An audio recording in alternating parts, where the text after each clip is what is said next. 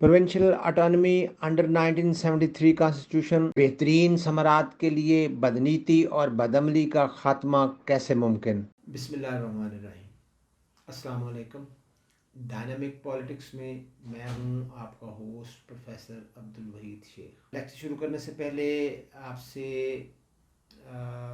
ایک دو باتیں کرنا چاہتا ہوں، وہ یہ کہ یہ ایک اہم ٹاپک ہے اور اس پر اس کو پورا سنیں، آخر تک سنیں، اور اگر کسی جگہ کوئی بات سمجھ میں نہ آئے تو آپ کویشچن کر سکتے ہیں اور اس کا آنسر آپ کو ملے گا انشاءاللہ تعالیٰ العزیز۔ دوسری بات یہ ہے کہ یہ چینل آپ کا ہے ڈائنامک پالیٹکس، اور اس کو سبسکرائب کریں اور جو بیل آئیکن ہے اس کو پریس کریں تاکہ آپ کو بر وقت اس کی اطلاع ہو سکے جب میں لیکچر لوڈ۔ تو لیٹس اسٹارٹ اوور ٹاپک۔ تو ہمارا آج کا ٹاپک ہے پروونشل اٹانومی انڈر 1973 کانسٹیٹیوشن، 1973 کے آئین کے تحت صوبائی خود مختاری۔ پاکستان میں جیسا کہ آپ کو علم ہے کہ صوبائی خود مختاری ایک پرانا دیرینہ ایشو ہے، اور یہ ایشو ہے بھی، اور اس کو ایشو بنایا بھی گیا اور اس ایشو کو ایکسپلائٹ بھی کیا گیا۔ نو ڈاؤٹ اس پر جو ریجنل پولیٹیکل پارٹیز تھیں ان کے آبجیکشنز، ان کے اعتراضات، ان کے ریزرویشنز موجود تھے، اس میں کوئی دو رائے نہیں ہے، لیکن ان ریزرویشنز کو بری طرح سے ایکسپلائٹ بھی کیا گیا، اور اگر یہ کہا جائے تو غلط نہیں ہوگا کہ اس کی بنیاد پر کسی حد تک، بلکہ کافی حد تک، اور یعنی بہت دفعہ اس معاملے کو ایکسپلائٹ کیا گیا اور بلیک میل بھی کیا گیا۔ تھوڑے سا اس کی بیک گراؤنڈ دیکھتے ہوئے ہم آگے چلیں گے کہ اس کو پروونشل اٹانومی جو ہے اس کو فرسٹ ٹائم 1935 جو آل انڈیا ایکٹ تھا اس میں انٹروڈیوس کروایا گیا، اور اس کو یہ بات طے شدہ تھی کہ جب پاکستان کا قیام عمل میں آیا تو پاکستان میں بھی فیڈرل سسٹم جو ہے وہ رائج کیا جائے گا، اور اس میں جب فیڈرل سسٹم کی ہم بات کرتے ہیں تو اس میں پروونشل اٹانومی جو ہے وہ ایک بڑی اہمیت کی حامل چیز ہوتی ہے۔ اس میں بھی ایسا ہی ہوا، اور اگرچہ پاکستان میں فیڈرل سسٹم جو ہے وہ رائج کیا گیا، لیکن بالخصوص پرٹیکولرلی جو چھوٹے یونٹس تھے ان میں عدم اطمینان بھی تھا۔ اس کی کئی ایک وجوہات تھیں، یہ کرنا بھی ضروری تھا کیونکہ ہر یونٹ اپنی الگ لنگوسٹک، ریلیجیس، کلچرل اس کی اپنی ایک اینٹی تھی، تو وہ ہر صوبہ جو ہے وہ ایک اپنا طریقہ کار تھا، اس کا اپنے معاملات تھے، اور اس کی اس اینٹی کو برقرار رکھنا بھی مقصود تھا۔ لیکن جیسا کہ میں نے کہا کہ ایک ٹرسٹ ڈیفیسٹ موجود تھا، ایک ڈسسیٹسفیکشن تھی، اعتماد کی کمی تھی، اور اس کا بہت فائدہ اٹھایا گیا، اس پر خوب سیاست جو ہے چمکائی گئی۔ لوگوں کے درمیان ٹرسٹ ڈیفیسٹ کی وجہ سے جو اختلافات تھے اس کی وجہ سے ایک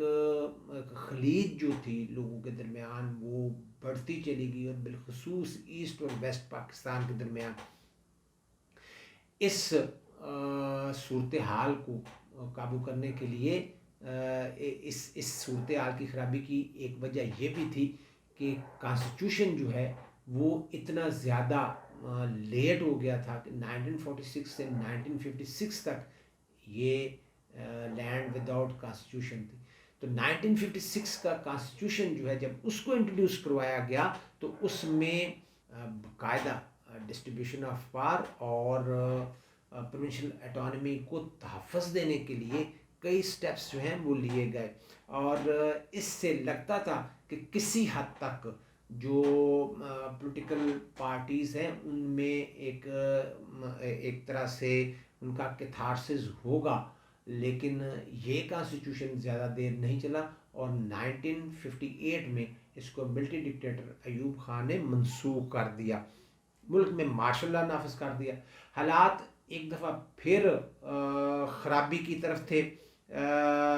ملٹری ڈکٹیٹر ایوب خان نے 1962 کانسٹیٹیوشن جو ہے وہ مسلط کیا. اگرچہ اس کانسٹیٹیوشن میں فیڈرل سسٹم کو برقرار رکھا گیا اور اس میں ایک خاص بات جو تھی مگر پریکٹیکلی مارشل لا کی وجہ سے یہ یونیٹری سسٹم ہی لگتا تھا اور اس کو یونیٹری سسٹم میں ہی تبدیل کر دیا گیا تھا. اس صورتحال کی وجہ سے سیاسی جماعتیں گروپس عدم تحفظ کا شکار تھے اور وہ کسی طور پر بھی اس سے مطمئن نہیں تھے, خائف تھے. اس عدم تحفظ کی بنیاد پر ٹرسٹ ڈیفیسٹ جو تھا وہ اپنے پورے عروج پر تھا. ان کے خیال میں اس دور میں پروونشل اٹانومی نام کی کوئی چیز نہیں تھی. ہر معاملے پر, ہر صوبائی معاملے پر مرکز کا کنٹرول شدید تھا اور اس وجہ سے بہت ساری جو ریجنل موومنٹس تھی انہوں نے جنم لیا اور جس کے نتیجے میں ایسٹ پاکستان میں بھی ایک بہت بڑی تحریک چلی, ویسٹ پاکستان میں بھی ایک بہت بڑی موومنٹ تھی. تو ایوب خان کا اقتدار اپنے اختتام کو پہنچا اور بدقسمتی سے ایوب خان کے بعد پھر ملک میں مارشل لا لگا اور ایک نئے ملٹری ڈکٹیٹر یحییٰ خان نے اقتدار سنبھال لیا. یحییٰ خان نے حالات کو کنٹرول کرنے کی کوشش کی لیکن وہ جو ایک پچھلا ایک تجربہ تھا ایوب خان اور ملٹری رجیم کا وہ سامنے تھا, جس کی وجہ سے لوگ اس پر اعتماد کرنے کو بالکل بھی تیار نہیں تھے. حالات بے قابو ہو گئے, کنٹرول سے باہر ہو گئے اور سقوط مشرقی پاکستان, فال آف ایسٹ پاکستان, اور اس کے بعد اقتدار جو تھا وہ ذوالفقار علی بھٹو نے سنبھالا. وہ اس جو ملک میں کانسٹیٹیوشن کا مسئلہ تھا اور بالخصوص پرٹیکولرلی جو پروونشل اٹانومی کا مسئلہ تھا وہ اس سے قدرے واقف تھے, آگاہ تھے پوری طرح اس کا, اس تمام صورتحال کا اور ان تمام معاملات کا گہرا انہوں نے اس کو اسٹڈی کیا, اس کو آبزرو کیا اور وہ اس پر بڑی عرق ریزی, محنت اور جاں فشانی سے کام کرنے کے بعد انہوں نے قوم کو 1973 کا کانسٹیٹیوشن تو دیا لیکن اس میں جو پروونشل اٹانومی کا ایک دیرینہ معاملہ تھا اس کو بھی بآسن طریقے سے حل کر دیا. پریویس جو کانسٹیٹیوشن تھے مینس 1956 اور 1962 کے کانسٹیٹیوشن ان کی طرح 1973 کے کانسٹیٹیوشن میں بھی فیڈرل سسٹم کو برقرار رکھا گیا. Federal system actually dual system ہوتا ہے جس کو دوہرا نظام کہتے ہیں. مرکزی حکومت یعنی سینٹر جو ہوتا ہے پورے ملک کا نظام جو ہے وہ سنبھالتا ہے اور یونٹس جو ہیں وہ اپنے اپنے علاقے کے معاملات اپنی حدود کے اندر اپنے اختیارات کو استعمال کرتے ہیں اور معاملات کو ایڈریس کرتے ہیں. اہم جو نیشنل افیئرز ہوتے ہیں ان پر مرکز کا کنٹرول ہوتا ہے اور جو ریجنل معاملات ہوتے ہیں ان پر جو ریجنل گورنمنٹ ہوتی ہے ان کا کنٹرول ہوتا ہے. یعنی جب آپ اس ریجنل گورنمنٹ کو, اس یونٹ کی گورنمنٹ کو انٹرنلی اٹانومس کریں گے, با اختیار کریں گے تو یہی خود مختاری ہوتی ہے جس کی ضرورت ہے بشرطے کہ اس کو جو کانسٹیٹیوشن پاورز دیتا ہے اس کو اسے ایکسرسائز کرنے کا موقع دیا جائے. تو یہ جب انٹرنلی وہ اپنے معاملات خود سے کرتے ہیں یعنی یونٹس جو ہیں ان کو چلاتے ہیں, ایکسرسائز کرتے ہیں تو وہ پروونشل اٹانومی ہی کہلاتی ہے. 1973 کانسٹیٹیوشن ان تمام ایشوز کو جن کو ایک فیڈریشن کو یونٹس کو سامنا کرنا پڑتا ہے، ان تمام ایشوز کو بڑے آسن طریقے سے ایڈریس کیا گیا. جہاں تک ڈسٹریبیوشن آف پارس کا تعلق ہے تو اس میں 1956 کانسٹیٹیوشن میں 3 لسٹ جو تھی وہ بنائی گئی، اور اس میں ایک فیڈرل، ایک پروونشل اور ایک کنکرنٹ لسٹ تھی. اور اس سے بھی بہتر صورتحال 1962 کانسٹیٹیوشن میں تھی، جب وہاں صرف ایک ہی لسٹ بنائی گئی اور وہ لسٹ تھی فیڈرل پارس کی، اور اس کے علاوہ باقی تمام پارس، اس لسٹ سے باہر جو تمام پارس تھی، ریزیڈیوری لسٹ جو تھی وہ یونٹس کے حوالے کی گئی کہ وہ اس میں با اختیار ہوں گے. لیکن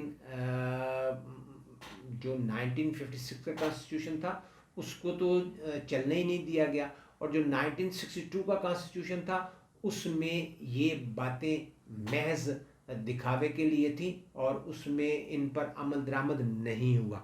کیونکہ پولیٹیکل لیڈرشپ یا ہم کہہ سکتے ہیں کرٹکس کے مطابق اس میں جو فیڈرل سسٹم تھا وہ تو تھا ہی نہیں، اس کا تو وجود ہی نہیں تھا. یہ تو صرف یونیٹری سسٹم جو ہے اس کو ایک طرح سے عملی طور پر اس کو رائج کیا گیا تھا. 1973 کانسٹیٹیوشن میں اختیارات کی جو لسٹ تھی وہ 2 تھی، ایک فیڈرل لسٹ تھی اور ایک کنکرنٹ لسٹ تھی، اور اس کے علاوہ جو باقی تمام یعنی ریزیڈیوری پارس جو تھی وہ یونٹس کو تفویض کر دی گئی تھی. اور کنکرنٹ لسٹ جو تھی اس میں بھی دونوں کو اختیار تھا لیجسلیشن کا، ایک طرف جو فیڈریشن ہے وہ بھی کر سکتی ہے، اور ایک دوسری طرف جو پروونس ہے، یونٹ ہے، وہ بھی قانون سازی کر سکتے ہیں. لیکن جو اگر at the same time both legislation ہو رہی ہیں تو اس میں جو فیڈرل لیجسلیشن ہوگی اس کو ڈومینیشن جو ہے وہ ملے گی، اور جو ہے وہ دوسری نل اینڈ وائڈ قرار پائے گی. تو اس صورت میں مرکزی قانون کی برتری ہوگی. مگر اپریل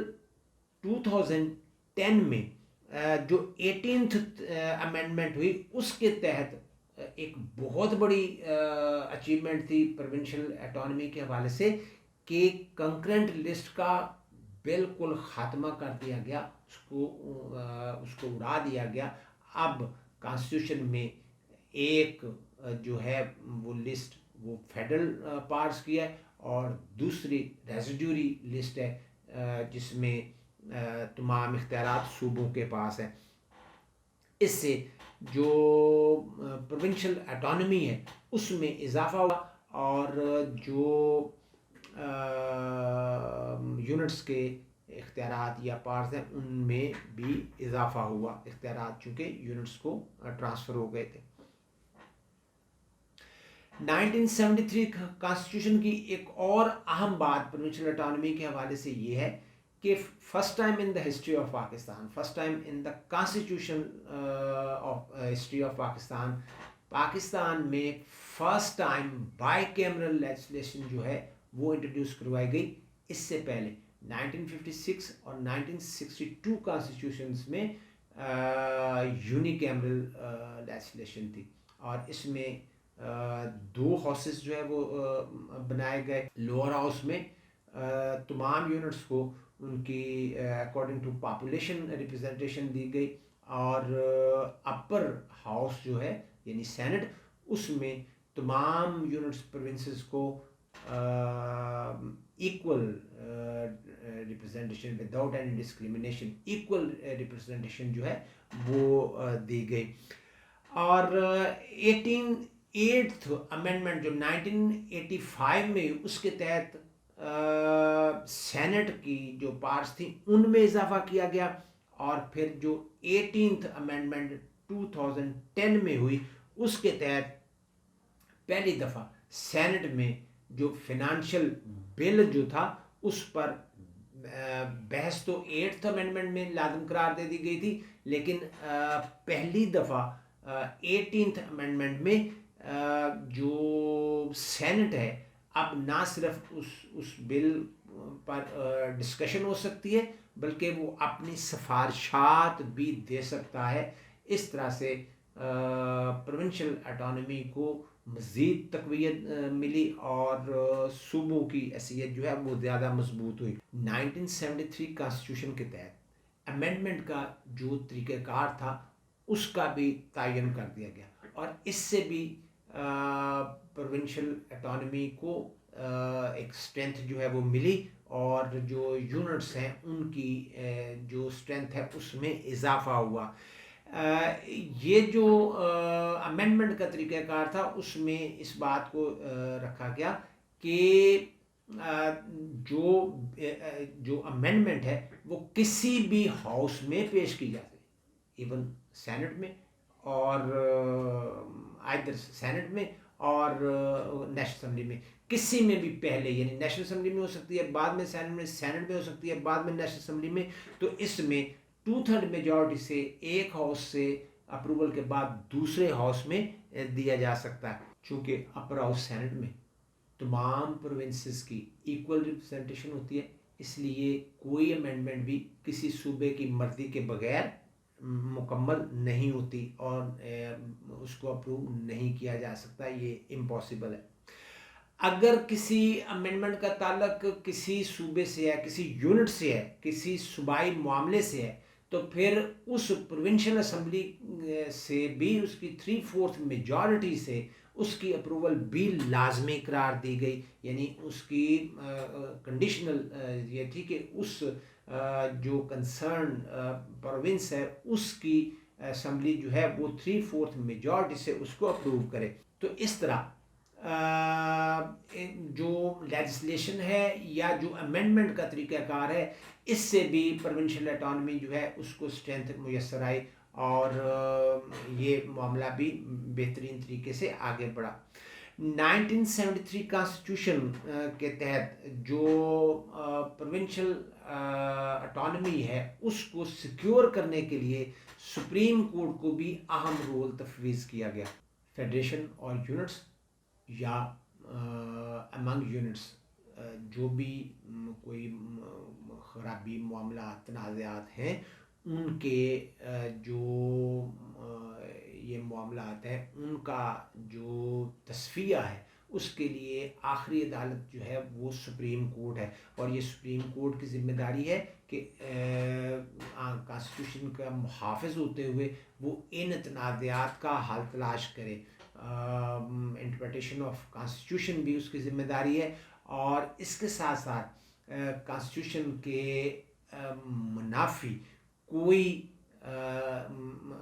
یا جو فنڈامنٹل ہیومن رائٹس ہیں اس کے منافی کوئی بھی قانون اگر پارلیمنٹ بنائے تو سپریم کورٹ کو اس کو سیٹ اسائڈ کرنے کا اختیار حاصل ہے اور اس طرح سے یہ بھی ایک جوڈیشل ریویو کا جو اختیار ہے یونٹس کی پروونشل اٹانومی کی سٹرینتھ کا باعث بنتا ہے اور اس سے بھی سٹرینتھ ملتی ہے، اسے تقویت ملتی ہے. 1973 کانسٹیٹیوشن کے تحت فیڈریشن اور یونٹس میں سنگل کانسٹیٹیوشن ہے، جبکہ امریکہ اور سوئٹزرلینڈ میں یہ یونٹس جو ہیں ان کو اپنا اپنا کانسٹیٹیوشن بنانے کا اختیار حاصل ہے. 1973 کانسٹیٹیوشن کے تحت انٹر پروونس جو ٹریڈ ہے اس کی بھی اجازت دی گئی، ان کو مکمل آزادی ہے کہ وہ بین الصوبائی جو ٹریڈ ہے وہ کر سکتے ہیں، اس کو فروغ دے سکتے ہیں. تاہم جو فیڈرل گورنمنٹ ہے وہ کسی بھی ایسی تجارت پر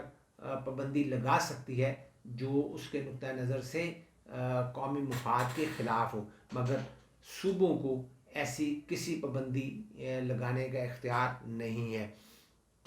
اس کے علاوہ 18th امینڈمنٹ میں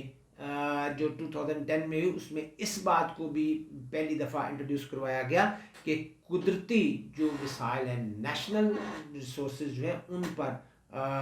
فیڈریشن اور جو یونٹس ہیں ان کا ایک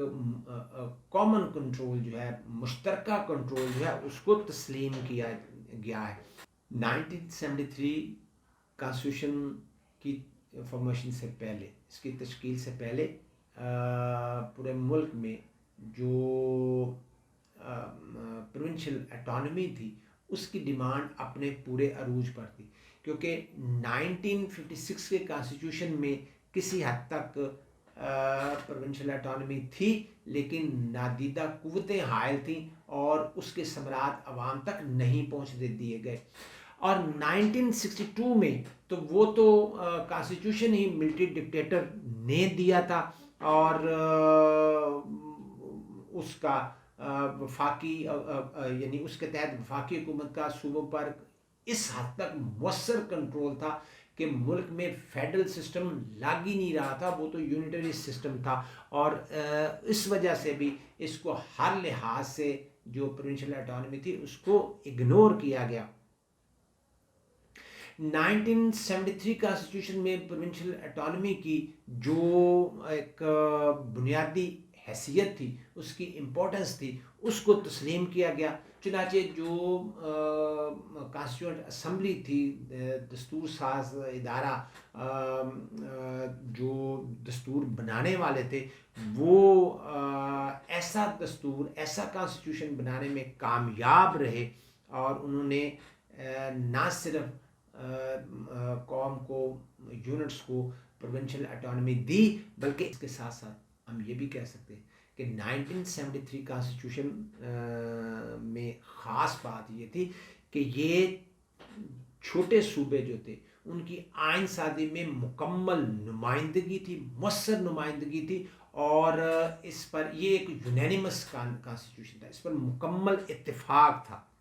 1973 کانسٹیٹیوشن کے تحت جو قانون سازی کا دائرۂ عمل تھا اس میں صوبوں کا عمل دخل موجود تھا، لیکن اس کے ساتھ ساتھ 8th امینڈمنٹ کے تحت دونوں جو ہاؤسز تھے ان کے اختیارات جو ہیں ان کو یکساں کر دیا گیا، اور اس کے ساتھ ساتھ کنکرنٹ لسٹ تھی، اس کے تحت جو اختیارات آتے تھے تو اس سے ایسا لگتا تھا کہ یعنی مرکز کی جو ڈومینیشن ہے وہ قائم ہے۔ لیکن جو 2010 میں 18th امینڈمنٹ ہوئی، اس کے تحت کنکرنٹ لسٹ کا بھی خاتمہ کر دیا گیا، اور اس کے تحت غالباً 47 جو ایسی کلاسز تھیں یا پارس تھیں جو صوبوں کے حوالے کر دی گئیں۔ اب صوبے جو ہیں یعنی ایڈمنسٹریشن پوائنٹ آف ویو سے یونٹس جو ہیں وہ مکمل طور پر اٹانومس ہیں، ہر یونٹ کا ایک اپنا سٹرکچر ہے، اس کی اپنی ایڈمنسٹریشن ہے، گورنر ہے، چیف منسٹر ہے، پروونشل منسٹرز ہیں، اور ان کی اپنی جو پروونشل اسمبلی ہے، اور چیف منسٹر اور اس کی جو کیبنٹ ہے وہ اپنی پرفارمنس کے حوالے سے اس صوبائی اسمبلی کو اکاؤنٹیبل ہے۔ گورنر جو ہے وہ ایکچولی ریپرزنٹیشن کرتا ہے فیڈریشن کی، وہ ریپرزنٹیٹیو آف فیڈریشن، اور وہ اسی کی انسٹرکشنز پر عمل پیرا ہوتا ہے۔ پورے ملک میں ایک سپیریئر کورٹ ہے، یعنی سپریم کورٹ، جو یونٹ اور جو فیڈریشن اور یونٹس اور امنگ یونٹس جو ان کے کانفلکٹس ہوں، کوئی جھگڑے معاملات ہوں، تنازعات ہوں، تو ان کی صورت میں سپریم کورٹ کا فیصلہ آخری فیصلہ ہوتا ہے، اور وہ سب کے لیے بائنڈنگ ہوتا ہے۔ جہاں تک فائنانس کا تعلق ہے اس میں مرکزی حکومت کو بالادستی قائم ہوتی ہے۔ وہ یہ برتری اس وجہ سے ہوتی ہے کیونکہ ٹیکس کلیکشن جو ہے وہ مرکزی حکومت کا کام ہے، اور مرکزی حکومت جو ہے وہ ٹیکس کلیکشن کرنے کے بعد صوبوں کو ان کا حصہ جو ہے وہ دیتی ہے۔ اس کے علاوہ ایمرجنسی کی صورت میں بھی جو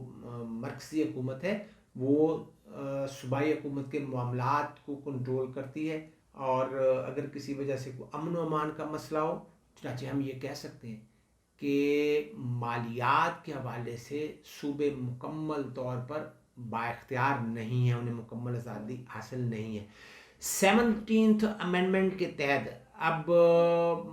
بجٹ جو ہے وہ سینٹ میں بھی پیش ہوتا ہے اور اس پر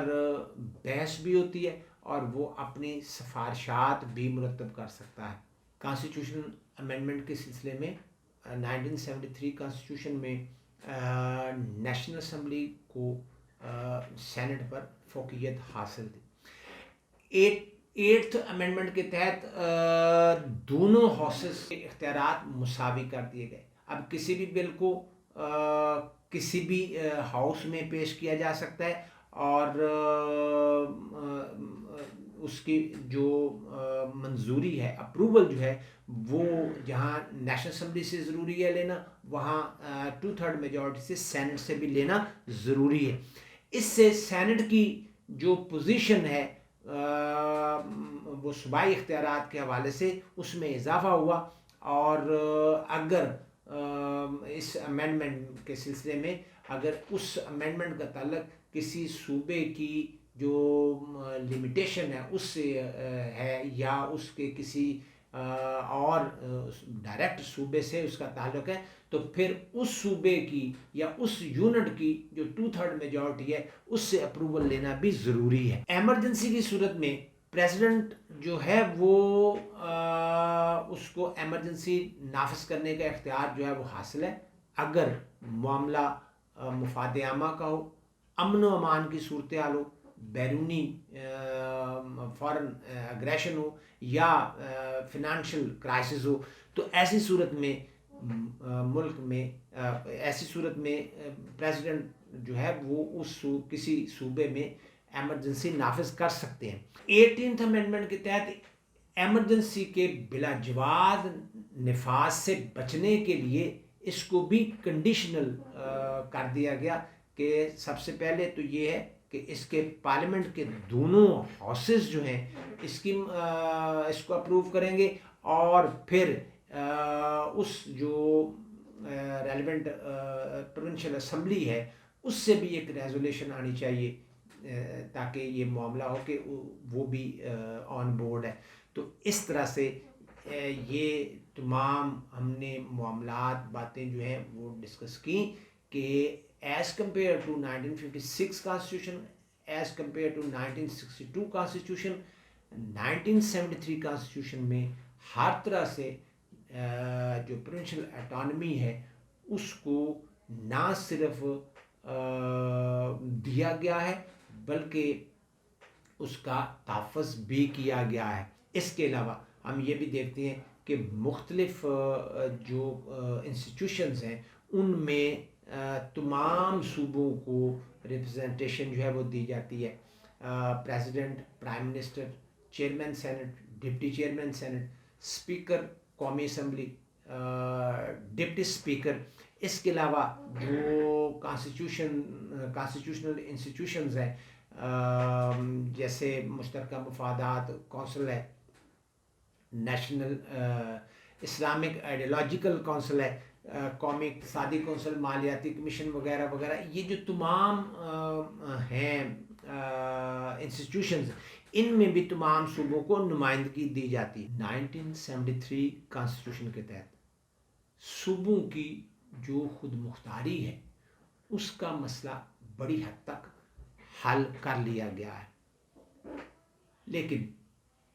1973 کانسٹیٹیوشن کے نفاذ کے بعد 2 دفعہ ملٹری انٹرونشن ہوئی، ایک دفعہ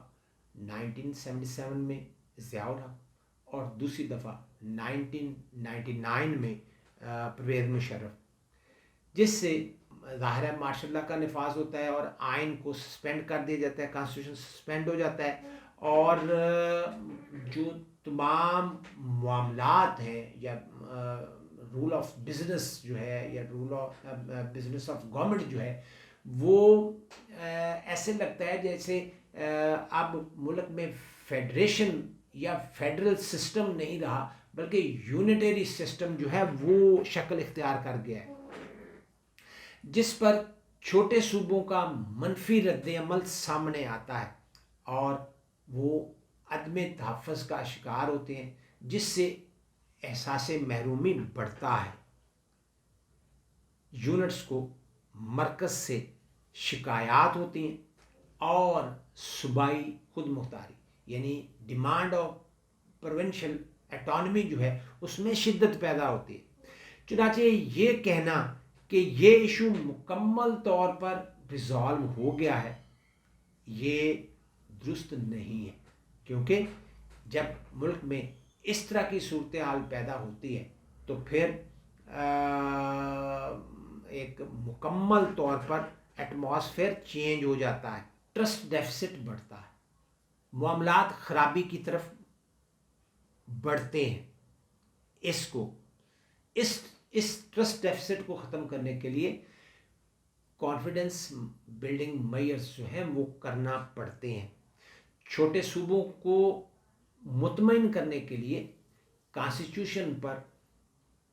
عمل درآمد کرنا بہت ضروری ہے اور اس کے لیے فوجی مداخلت یعنی ملٹری انٹرونشن کا دروازہ بند ہونا چاہیے، وگرنہ چھوٹے صوبوں کی جو لیڈرشپ ہے یا پولیٹیکل پارٹیز ہیں اور ان کے اتحادی جو ہیں وہ بڑی شدت سے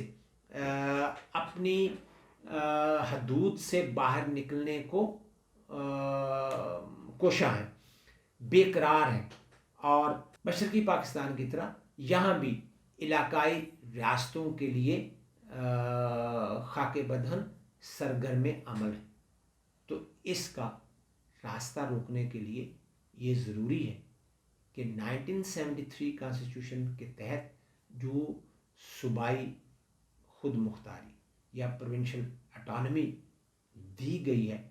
اس کو ہر طریقے سے سیکیور کیا جائے، اس پر عمل درآمد کیا جائے تاکہ چھوٹے صوبے عدم تحفظ اور احساس محرومی کا شکار نہ ہو۔ تو یہ ہے آج کا لیکچر۔ اپنا اور دوسروں کا خیال رکھیے گا۔ انٹل ٹو نیکسٹ لیکچر مجھے اجازت دیجیے۔ اللہ حافظ۔